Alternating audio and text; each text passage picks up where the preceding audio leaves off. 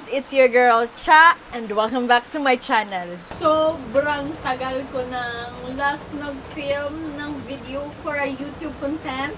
You know. But anyway, for this video, mag-get ready with me tayo kasi hindi ako makaalis ng bahay dahil sa ulan.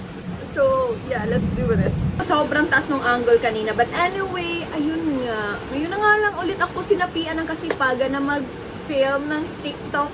I mean, ng YouTube video. Kasi nga, nasasanay na ako sa TikTok kasi di ba mabilisan lang, ganyan. Eh, dito sa YouTube, kailangan mo talaga mag-effort. But hopefully, itong video na to is hindi lang ma-delete. Sana ma-upload, ma-edit ko and ma-upload ko sa YouTube kasi wala lang, namimiss ko mag-YouTube. Taray talaga, akala mo talaga YouTuber. But anyways, ayan, nakapag-toner na ako. So yung gagamitin natin is itong Beauty of Joseon na Essence, Ginseng Essence Water. Actually, TikTok budo lang to. Napanood ko lang sa live, ganyan. Tapos sobrang na-curious ako kasi ito din yung ginagamit ni Marcin. And sobrang ang dami kong nababasa or napapanood na mga good reviews with Beauty of Joseon. So, ayan, bumili ako. Pero itong mga maliliit pa lang kasi gusto ko lang silang itry. And so far, so good. So, bumili ako ng malaki na serum. And then, uubusin ko lang muna itong 40 ml na Ginseng Essence Water. Sobrang sulit nito. As in, maliit lang to, pero grabe, sobrang sulit. Oh, diba? Kaya, dito talaga sa YouTube ako nababanga. Kasi sobrang dami kong sinasabi, ganyan. So, dito unlimited yung minutes kung kailan kayo kung kailan ka matatapos magsalita or dumaldal, ganyan. Sa TikTok kasi 'di ba may 10 minutes na ngayon pero ayaw mo na maubusin yung 10 minutes, kakadaldal mo. Ayan, pinapat dry ko lang siya at pagpasensyahan nyo na ang aking nails. Hindi pa ako nakakapagpaayos ng nails. Next week siguro kasi pupunta kami Manila next week for our strat plan. So, bago kami bumiyahe, papunta doon, magpapaayos ako ng nails. But for now, tiisin nyo muna to. Tiisin muna natin to. Medyo dry na ang essence water. Ilalagay naman natin itong serum. This is the Revive Serum. Ginseng plus nail mucin or mucin. Hindi ko alam. Basta ito siya. Sobrang cute talaga nito. At, ayan. O, diba? YouTuber na YouTuber. Ayan. Mag-focus ka, B. Pumili ako ng malaki kasi paubos na siya. And bet na bet ko yung serum na to kasi mabilis lang siyang ma-absorb ng skin. So, ganyan lang. Isang pump lang kasi nga tinitipid ko siya. Ayan. And, thank God, hindi ako nag-breakout. Kung napapanood nyo yung mga YouTube videos ko noon, diba, sobrang bilis ko mag-breakout sa mga products na ginagamit ko noon. Okay, while inaantay natin mag-set ang aking mukha, o di ko mag-set ang aking mukha, life update. Life update! Akala mo talaga relevant. But anyways, ayun nga. So, ang dami nang nangyayari this year. So, ayun. Daily update sa buhay ko is nasa TikTok na. Kasi, di ba, mabilisan lang yung TikTok, ganyan.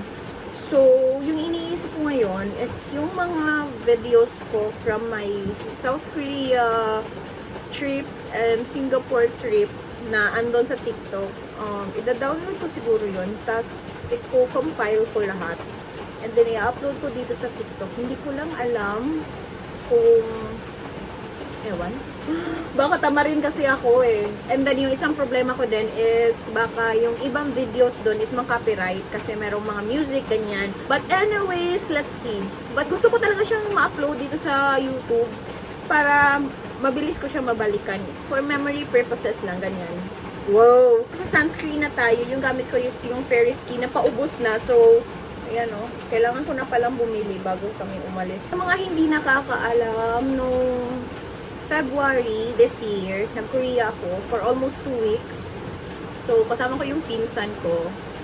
And then, ayun, sobrang saya lang. First time kong mag-travel outside the country. And actually, nung pag-apply ko ng visa, hindi talaga ako, umaasa na ma-accept ako.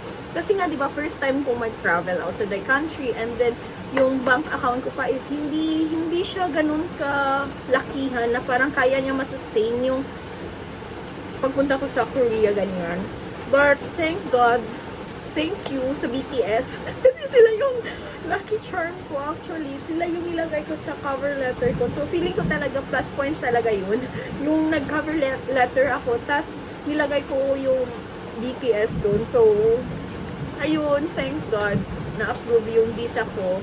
And then, nung February nga, ayun, pumunta kami ng pinsan ko sa Korea. Sobrang na-enjoy ko talaga. Sobrang core memory talaga. Akalain mo yun as a BTS fan. First, outside of the Philippines, travel ko South Korea agad. So thankful lang. And then, noong June naman, is nag-concert si Yoongi sa Singapore. So, pumunta kami sa Singapore. 4 days ata kami doon or 5 days. Hindi ko lang maalala basta yun. Kasama ko yung mga friends ko na BTS fans din. Praying na kapag mag-concert na yung BTS, like complete sila, is makakuha ko ng ticket, makapanood ako kasi girl, dream come true. Okay, for my eyeliner, ito yung gamit ko. Sales Lady na eyeliner stamp na waterproof. So, sobrang dumi na niya. So, may bakas talaga na gamit ko siya everyday. Ay, hindi na ako magkilay, makapagtungkil lang, ay okay na ako. So, ngayon, nagtutungkil na ako. Hindi ko alam kung papakita ko sa video. Wait lang, magtutungkil lang ako.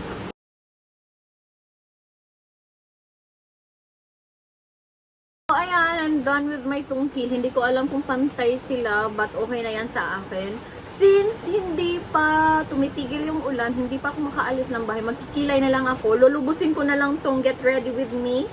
So, yung gagamitin ko is from Focallure or Focallure na eyebrow pencil. Ito. Gustong-gusto ko yung product na to kasi ito yung pencil and then may spoolie na siya on the other end. And then sobrang ang bilis lang niya talagang mag-glide sa aking skin.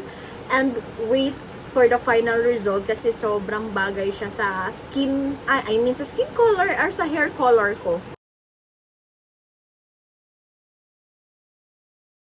Tapos na ang aking kilay, diba? Sobrang ganda ng shade niya. Sobrang bagay niya talaga sa aking hair. At sobrang bilis ko lang talaga magkilay gamit itong Focallure. But anyways, ayan, medyo humina na yung ulan. So, magli-lip tint na lang ako. Ito din yung favorite ko. From Focallure din to. Sobrang ganda ng shade na to. Kanina nag-lip oil ako gamit yung BLK. But for lipstick, ito yung gagamitin natin. Lip tint pala. Sobrang natural lang talaga ng shade na to. Oh, diba? Perfect! And lastly, mag-hair oil tayo. Ito yung gamit ko, the Brimod. Sikat to sa TikTok, kaya napabili na din ako. Pero hindi ko to nabili sa TikTok. Nakita ko lang to sa Watsons. Naka-sale siya. $199. I know, mas mura sa TikTok. Pero kasi hindi ko na siya maantay matry. Kaya bumili na ako doon sa... Ay! Hinihingal ako! Kaya bumili na ako doon sa Watsons nung nag-sale sila. So, in fairness naman, okay naman siya sa akin.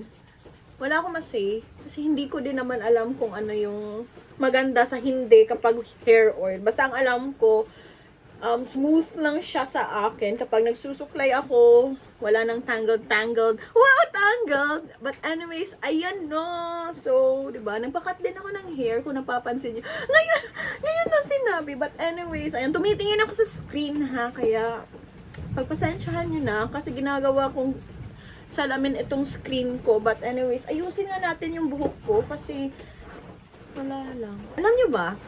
Pag-usapan na naman natin itong buhok ko. So, nung nag-decide ako magpakat, sobrang tagal ko talagang inisip. Like, inabot ako ng ilang months na magpapakat ba ako ng hair or hindi. Kung hindi nyo nakikita yung mga TikTok videos ko, sobrang haba ng buhok ko hanggang puwetan na siya. Hanggang puwetan, yes. So, ayun. Sobrang laking struggle talaga sa akin yung decision making when it comes to my hair. Kasi alam ko, sa buhok ko, medyo nagtatampo siya sa akin. And, hindi. Kasi hindi ako sanay na maikli yung buhok ko. Siguro ito na yung pinakamaikling buhok na naranasan ko sa buhay ko. Siyempre, yung pagkabata, hindi nakasali yun, diba? Nung nagkaisip na ako, ito na yung pinakamaikling buhok na experience ko ganyan. But so far, feeling ko naman okay yung buhok sa akin, di ba? Let me know. Feeling ko lang na maganda yung buhok sa akin. Pero, ayun nga. Isa lang talaga yung problema ko sa buhok ko. Itong front hair. Kasi sobrang nagka-curl talaga yan. So, ngayon is, nakikip ko pa siya. Ayan. O, diba? Malinis akong tingnan kapag ganyan. Pero maya-maya, lalabas na yan. Gaganyan na yan. May sariling mundo na yung buhok ko. Ito mga baby hairs ko. So, yan yung isa sa problem ko. Kahit magpa-treatment ako, girl! Inaabot lang mga 3 days o 4 days, kumukulot ulit siya. So, hindi ko alam kung anong gagawin ko. Gusto ko na lang siyang gupitin para mawala na siya sa aking paningin. Pero, baka pag tumubo naman siya, nakatayo. So, wag na lang. Hayaan na lang natin siya. So, ayan, tinitiis ko na lang na mag-blow dry. Etong front lang yung bino-blow dry ko para lang talaga ma-tame down siya. O, diba? Tame down din yung kaya, girl. Ayan lang. Diba? Sana tumila na yung ulan para makaalis na ako. And hindi pa nagre-reply sila Sir Melvin kung umalis na sila, nag-out na sila sa office. But, anyways, ayun lang ang aking get ready with me. No may konting chikahan? Kaunti ba? Or maraming chikahan? Anyway, hopefully talaga makabalik na ako sa pag-upload ng mga YouTube videos. Ay, isa din talaga sa rason kung bakit hindi na ako nag-upload ng YouTube videos dahil doon sa mga friends ko na nalaman nilang may YouTube channel ako. So, nahihiya ako. Hindi ko alam kung bakit ako nahihiya sa kanila. Sana, yung mga nanonood sa akin, sana hindi nyo kilala personally. Pero kung kilala nyo man ako personally, pwede ba? Huwag nyo na lang ako panoorin. Kasi nahihiya talaga ako. Hindi ko alam kung bakit. So, ayan lang. Thank you for watching. And hopefully, guys, meron ng next video, YouTube video. Meron pang next YouTube video. Kasi sasabihin ko, see you on my next video. Ano daw? Thank you for watching na lang. And I hope to see you on my next videos. Oh, diba? Hindi ko na alam kung paano mag-outro. Anyway, so ayun lang. Thank you for watching and I'll see you on my next video. Bye! I'm so happy lang kasi sinapian talaga ako ng kasipagan ngayon na mag-film ng TikTok. I mean, ng YouTube. Ano ba yan?